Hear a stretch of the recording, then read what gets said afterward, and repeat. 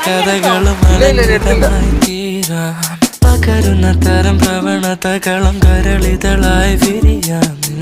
തിരുമുന്നിലായി പതുങ്ങുന്നിതാ മടിക്കുന്നിതാ നിന്റെ താളത്തിൽ തുള്ളാൻ അംശമായി തീരാനേ. നിന്റെ പലകുള്ള കഥകളും അലങ്കൃതമായി തീരാം. പകരുന്ന തരം പ്രവണതകളും കരളിതളായി വിരിയാം.